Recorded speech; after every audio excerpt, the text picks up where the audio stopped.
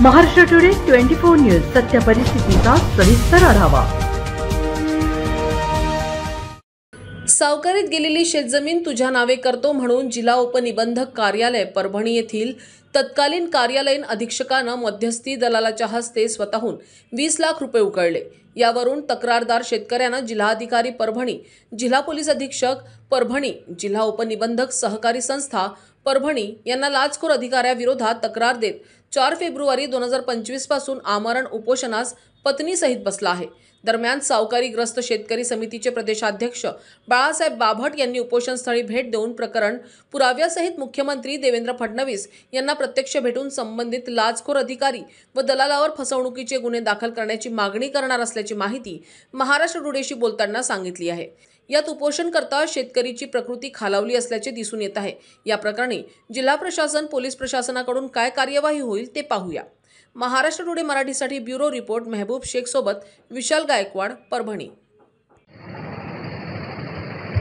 सावकारीत गेलेले शेत परत मिळवून देतो म्हणून परभणी जिल्ह्यातील उपनिबंधक कार्यालयातील एका जबाबदार अधिकाऱ्याने एका शेतकऱ्याकडून 20 लाख रुपये उकळलेले आहेत आणि मागील जवळपास 5 ते 6 दिवसापासून हे शेतकरी, त्यांच्या पत्नी, त्यांच्या परिवाराचे सदस्य इथं आमरण उपोषणास बसले आहे।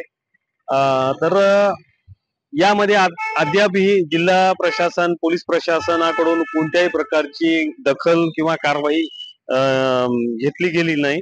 आमच्यासोबत सावकारीग्रस्त शेतकरी समितीचे प्रदेशाध्यक्ष बाळासाहेब बाभट सुद्धा आहेत आणि या प्रकरणामध्ये झाले काय की या जे शेतीचा निकाल लावतो म्हणून यांनी 20 लाख रुपये उकळले या जबाबदार अधिकाऱ्याने। आपण पाहू शकता बॅनरला त्यांचं नाव आहे आणि जो मध्यस्थी दलाल होता त्याचं सुद्धा तिथे नाव आहे आणि या प्रकरणामध्ये जवळपास 50 शेतकरी साक्षीदार म्हणून आहेत। बाभट साहेबांकडे त्या शेतकऱ्यांची लिस्ट आहे ज्यांच्याकडून या अधिकाऱ्यांना जवळ 4 लाख, 5 लाख असे जवळपास 60-70 लाख रुपये, जवळपास कोटीच्या घरात रक्कम उचललेली आहे आणि ते सगळं प्रकरण बाळासाहेब बाभट हे उचलणार आहेत। विभागीय आयुक्त कार्यालयासमोर हे आमरण उपोषण लावण्याची त्यांची तयारी आहे। पाहूया या प्रकरणामध्ये नेमकं काय घडलं, काय म्हणजे कशा प्रकारे शेतकऱ्यांची लूट झाली एका अधिकाऱ्याकडून। आतापर्यंत आपण पाहिलो की शेतकऱ्यांना सावकार लुटतात, पण कुठे ना कुठे हे जबाबदार अधिकारी, महाराष्ट्र सरकारने सावकारी कायदा 2014 मध्ये अंमलात आणला की जे सावकारीग्रस्त शेतकरी आहेत त्यांचा काहीतरी फायदा व्हावा, त्यांना त्यांची शेत, सावकारीच्या ताब्यात गेलेले शेत त्यांना परत मिळावे, त्यासाठी हा कायदा अंमलात आणला। पण हेच अधिकारी अक्षरशः शेतकऱ्यांची लूट हे म्हणून करत आहे की मी निकाल तुमच्याकडून लावून देतो। हा शेतकरी त्यामध्ये फसतो आणि त्यांची लूट होते। ही लूट कशा प्रकारे झाली आणि काय प्रकरण आहे, आपण प्रत्यक्ष हे प्रदेशाध्यक्ष आहेत सावकारीग्रस्त शेतकरी समितीचे आणि शेतकरीचे परिवार सुद्धा आहे, उपोषण करता शेतकरी आपल्या सोबत आहे।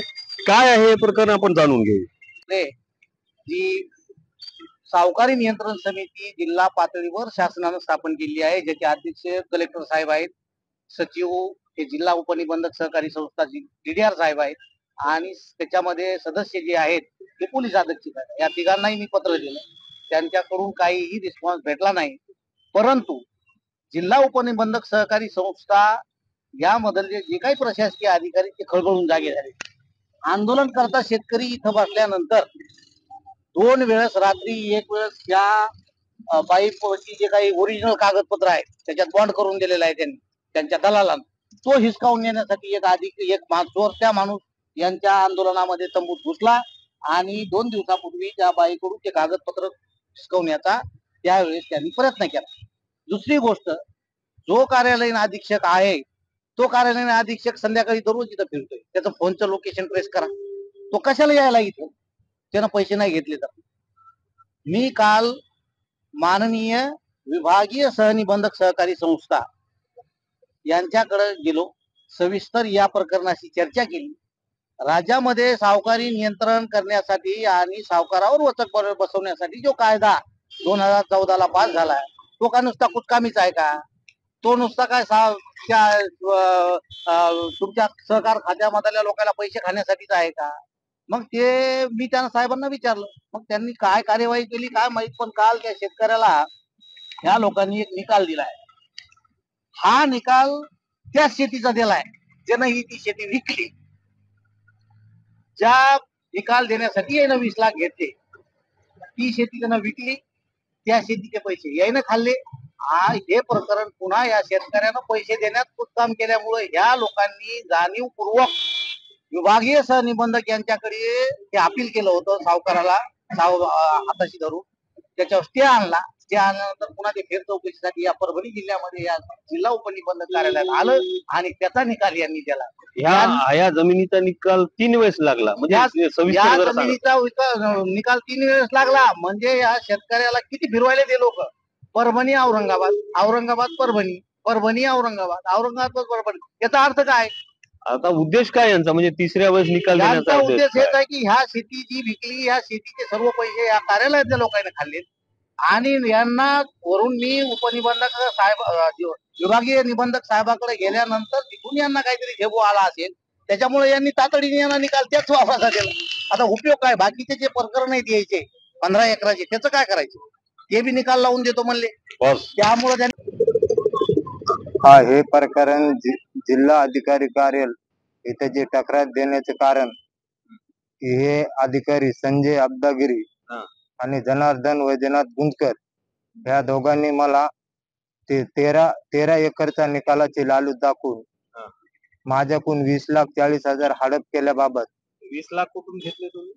आम्ही 2 एकर 77 जमीन विक्री केली. मालकीची होती.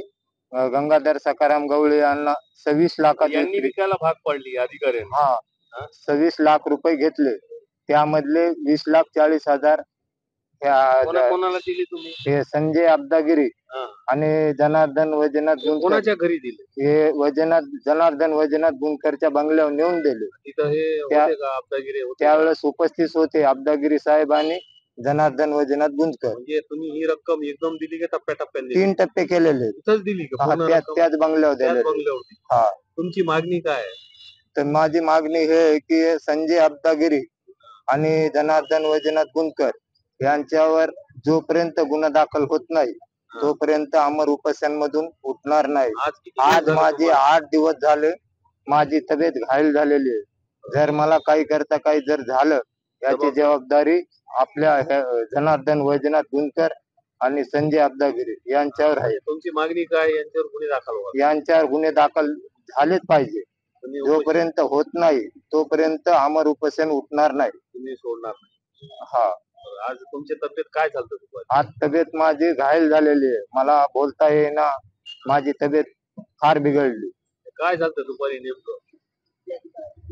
काय झालं दुपारी? काय झालं? दुपारी चक्रा येऊ लागल्या. बरं. तर डोसं दुखायला लागलंय.